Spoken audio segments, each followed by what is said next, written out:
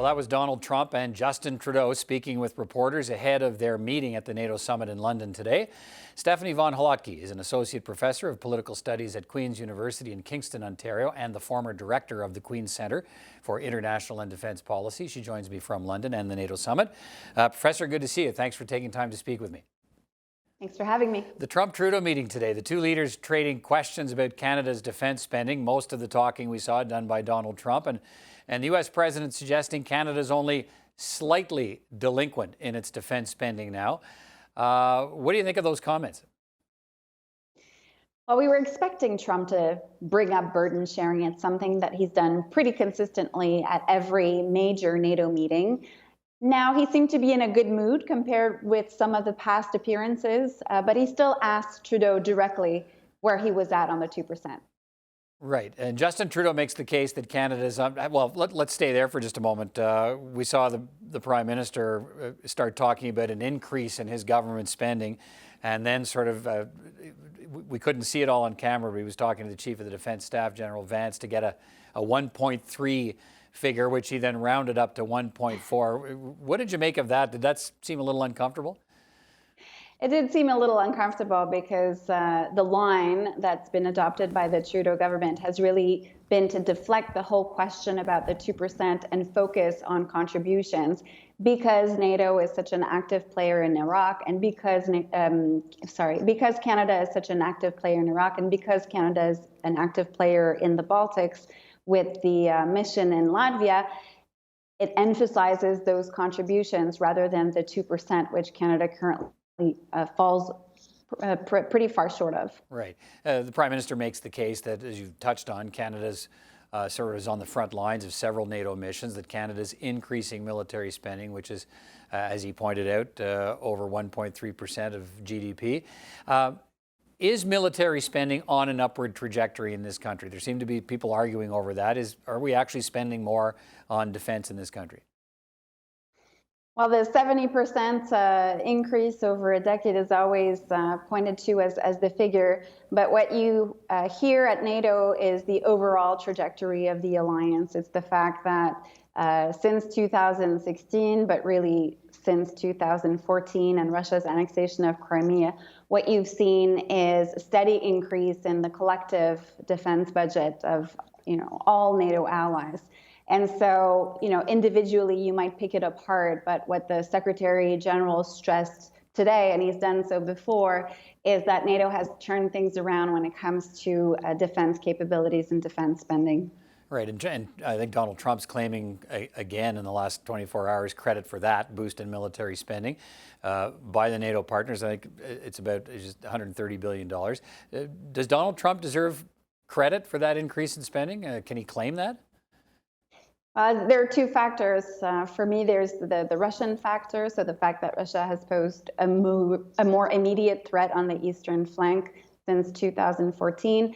And of course, Trump has put a lot of pressure on allies, especially bilaterally, and engaging in some pretty strong public shaming on the matter. So this might have been effective too.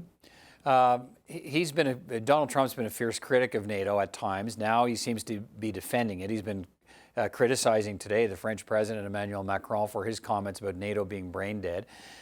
He and Macron were openly hostile to each other when they met today. What does Donald Trump want NATO to be?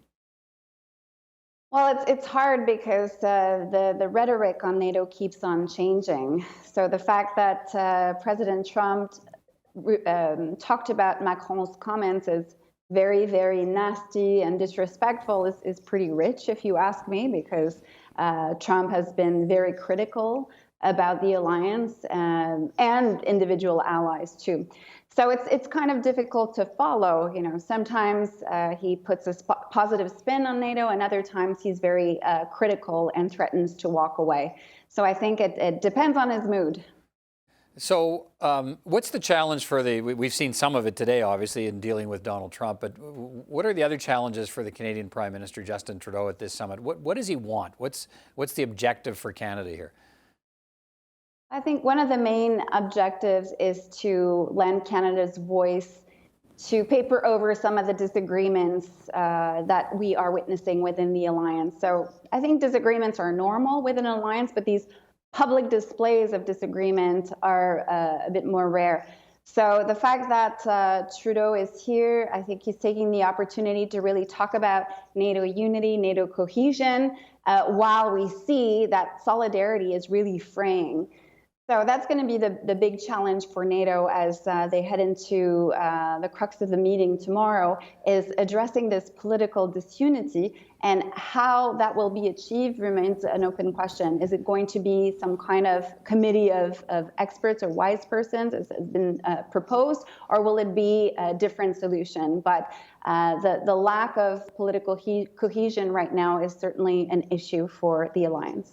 And the big discussions take place tomorrow. But given what we've heard around it and leading up to it, what's your sense of what the future of NATO will be here? This is the 70th anniversary of the alliance. A lot of people concerned about where it's headed next. What do you think? Where do you think it's headed?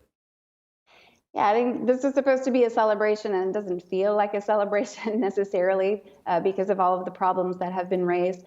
I think for NATO to continue to be a relevant player, it has to adapt to the international security environment. So one key aspect will be how to deal with Russia. There is a lot of internal disagreement about how much pressure to apply and how to encourage dialogue with Russia. So allies don't see eye to eye on that, and that's definitely something that they're going to have to resolve. The other major issue that's on the agenda, and that hasn't been on the agenda before, is China.